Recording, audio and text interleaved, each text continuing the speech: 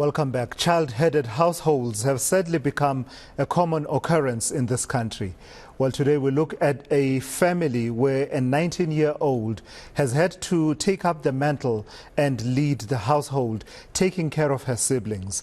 This after their mother died of cancer in March this year.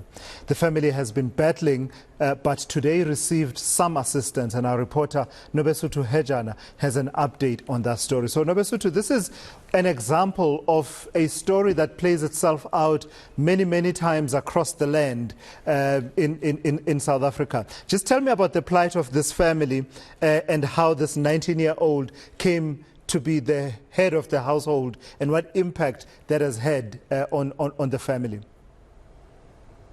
So we know that the Mlonyeni siblings who are residing in New Cross Road in Nyanga have been without their parents now for at least 8 months. Their father passed on back in 2020 and their mother just in March this year.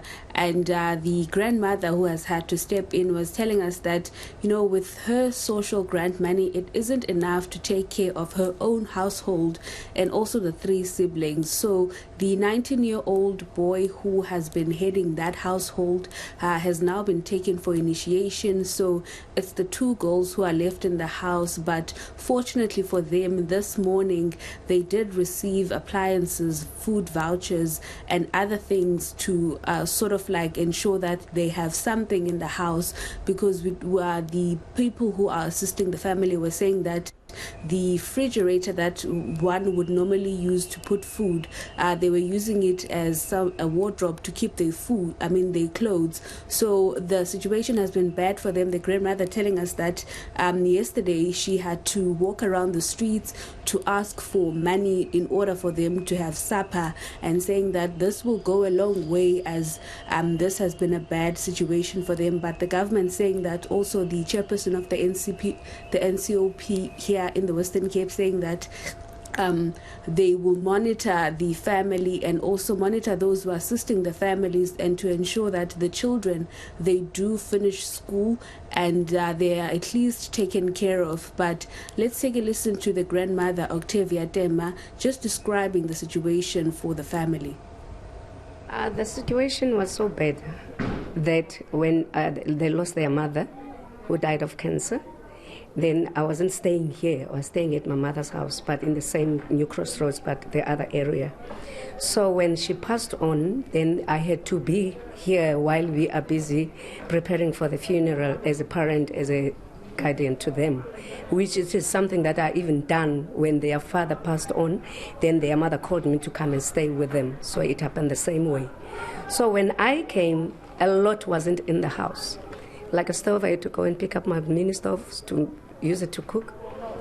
I had to go and fix the kettle. As I said earlier, when I was thanking the kettle that was brought by the supporters, that I was now an electrician, being a grand old woman, but I had to fix everything because we don't have even money to pay the person who can even fix the kettle. So the situation was bad. If I can explain to you, even yesterday, at supper, I had to take a walk to another woman that is related to them to ask 50 rands for that we can have supper, because everything that we had as food is now finished.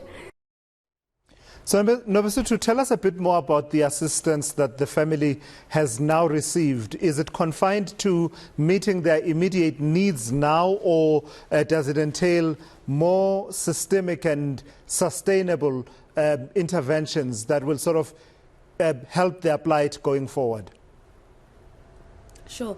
So we do know that Old Mutual has also stepped in for the family. They actually brought in appliances to ensure that they're able to cook as the family received food vouchers. So the chairperson of the NCOP was telling us that they will ensure that those who are supporting the families, the donors, they will work with them to ensure that the children, they go to school, they finish school. So it's not only going to be a once-off thing where these children have only been assisted today, but it's going to be an ongoing thing to ensure that in the long run they also finish school, because the 2 younger siblings, they are 15 and 16 years old, they're still in high school.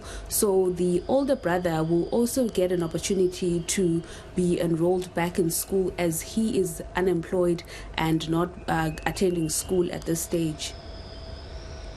So we are trying to make sure that we assist them together with the founders, the donors, and also together with the foundation to make sure that we address the plight of these children and that we actually give them a firm foothold in terms of life. The foundation will continue to assist them, but we will also continue to monitor the assistance that they will be receiving in terms of making sure that they get proper education, but also that they could be able to stand firm in life because they don't have parents to guide them. At least for the few days the grandmother will be here, but when she will be leaving, you will actually find that these children will still need the society. And you know that there is a saying that you need a village to raise a child, and we need to commend this the incoming councillor together with the local leadership for the fact that they identified this specific family to make sure that they get assistance and their circumstances need get to be improved the way it is improving now. All right, Nobesuthu, let's leave it there. We'll be hearing from you a bit later on with much more comprehensive reporting on the plight of that family, just as an example of the issue of child-headed households across the country. Look out for more of Nobesuthu's reporting here on eNCA.